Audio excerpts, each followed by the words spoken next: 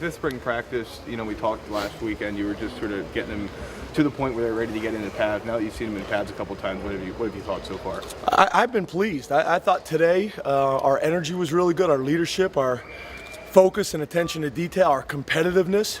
We have been a little bit more structured in the way we're installing. So my point is, with the offense, instead of them getting a lot of blitz and crazy looks early on in spring, we're going back more part whole and building. It's hard because our defense likes to do a lot of that, so I'm asking them to limit and let it progress and let it grow. And I think that's going to be helpful. We're going to use the same model during camp. I thought last year our defense built up a lot of confidence, and our offense, with a young offense, was seeing too many looks early on. And I think that's, in the long run, is going to be better for everybody. So I've been pleased with that. Plus, it gives you a better opportunity to evaluate the guys and how they're playing rather than seeing 55 different looks on day one, if that makes sense. Where are you O-line wise, and is that something you'd like to get kind of hammered down in the spring, or do you think to see that carrying over, kind of starting 5 rotation into camp? No, I'd rather wait until the last minute to get the O-line situation resolved. No, obviously, yeah, we'd like to get it resolved now. We're kind of force feeding Paris and Chance Sorrell right now on the position. Albert's still doing some nice things, but we feel like we need to force feed those two guys and get them as many reps as possible. The other positions, I think, for the most part, guys are taking control of some spots. But yeah, the quicker we can identify that, the better. No different today. We voted on our leadership council. By the end of camp, we'll vote on captains like we did last year to be able to go into the summer with some leadership. But I think the O-line is a great example of that as well. We'd like as many positions solidified ahead of time as we can. Is the same kind of carryover for the defensive line, you guys who are going in for either Dion or CJ, and how that's gelling? Yeah, it's a little bit different because the chemistry of the O-line working together is so important. With defense, those guys are going to rotate in and play anyway. So yeah, it's important to figure out who those replacements are going to be as quick as possible.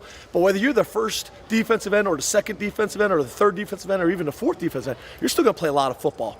With the O-line, you're trying to keep those 5 guys playing together as much as you possibly can. And last year, we were in a situation where it was a different 5 almost every game. So it's a little bit different dynamic, if that makes sense. You see Nelson, Gaia, and Dowry kind of helping some of these younger guys along, and if so, how does that maybe help their development? Being that they're young guys too, but they're kind of older guys based on the I agree. I think the experience is the important thing. What they have to do is they have to have the confidence to do it. So my point is, if they're lining up next to a young guy, they can't sit there. They got to ID the front. They got to make the calls to allow that younger, less experienced guy to play with more confidence because the veteran next to him is taking control. Does that make sense? That's where last year we had some challenges because we only had one returning starter in Donovan and a whole new offense. So no one was confident with taking responsibility.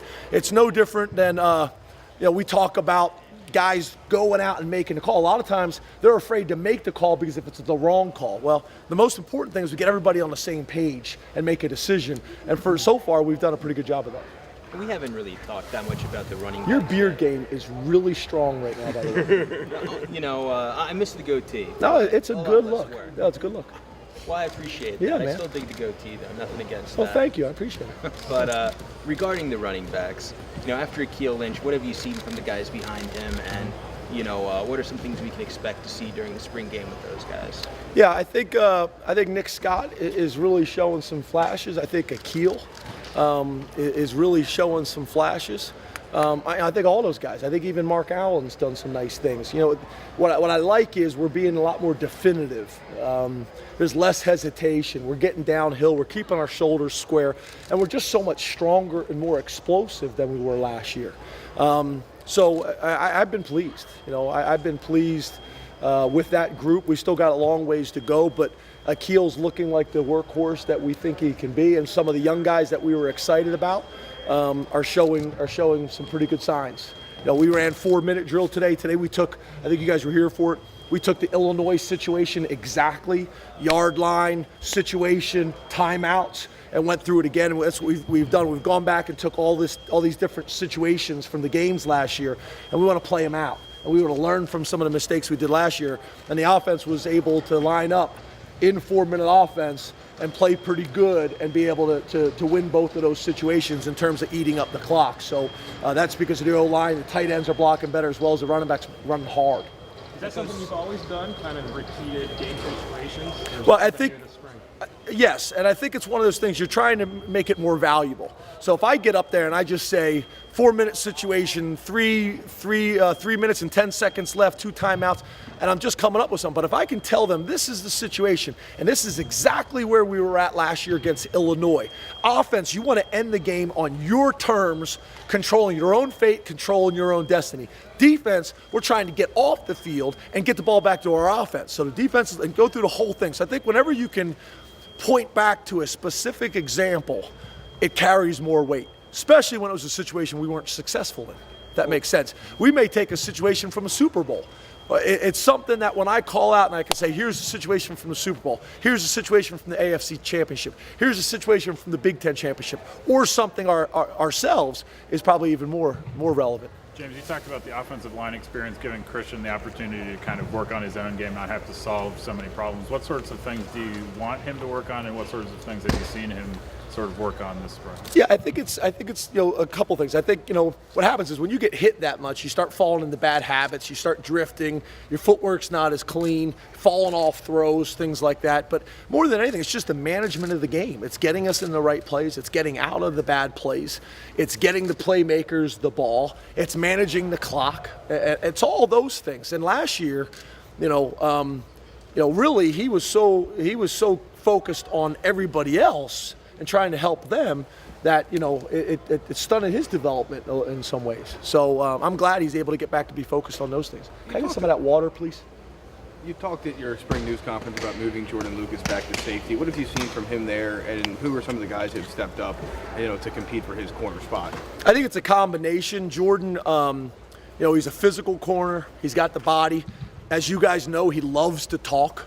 So being back there as a safety and being able to kind of coordinate and tell people where to go and where to line up, thank you very much, is really important. The other thing, obviously, you don't make that move unless you feel good about the young corners.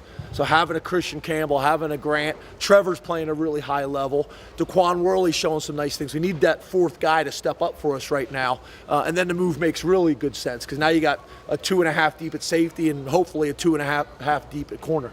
Regarding the transition to safety, how'd that conversation go? How does he feel about it? Yeah. Yeah, you never move a kid to another position unless he feels good about it. It's no different in recruiting. You don't recruit a guy to play one position and then move him to another position and he doesn't feel good about it. You're never going to have the opportunity to maximize their experience if they're not playing the position that their heart is in. So, yeah, we wouldn't have made the move unless he felt great about it. Well, regarding the game situation, the replay game situations, just curious, is there a particular game situation you've had them practice a little bit more than the others?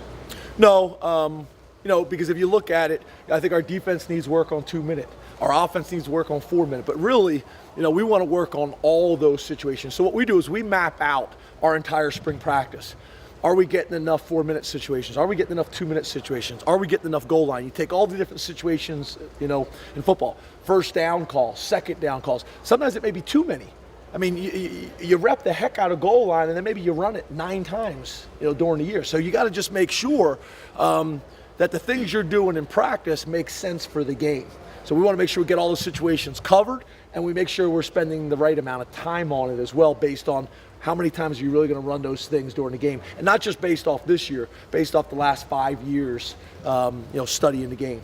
Brenneman and Klein are 2 guys who didn't play last year. What are you seeing of them now that you have them back? Who's the first one? Brenneman and Klein. Yeah, they're still a little bit limited in some ways. They're just so much more mature guys that have been around. Their leadership is great in the locker room.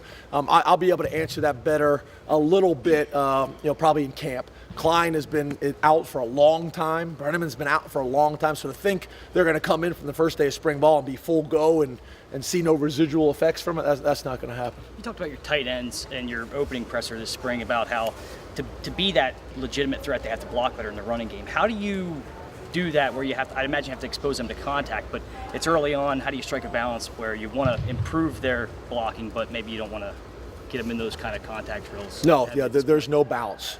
Get down, get in your stance, and block that guy.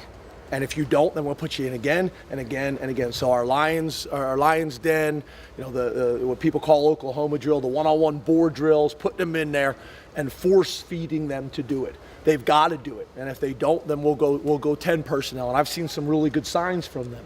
They're embracing it. They understand it. So that's going to happen. You know, we're not going to get into that situation where, you know, we're easing people into things anymore. They're going to embrace it, or we're going to move on, and they've embraced it so far. I've been very pleased with them.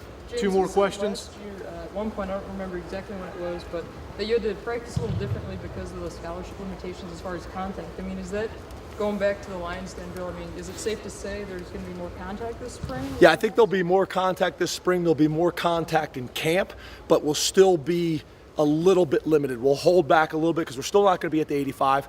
I want to be more aggressive during spring, because if we have some issues, you still have some time. During camp, we got to be really smart because we're still limited. Right now, we want to get, you know, the mental and physical toughness from morning workouts as well as from spring ball. And if you get a bump or a bruise or a scratch now, we got time. We got time to solve that problem before the start of camp. Mike Cole was a big leader on your defense last year. Has Zettel kind of taken the next step towards maybe being that guy that everybody can kind of go to on that defense? I think so. I think our older guys are leaders. I think it's always different coming from a Mike linebacker. It's like, you know, a quarterback of your defense or safety.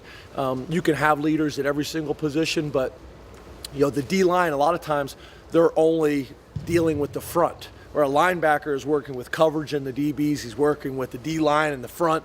So you have an opportunity to be a leader on the field and be vocal, which Mike was so big for us. So you'd like it to be a linebacker. I've been places where your D lineman is your guy on defense, so that could happen.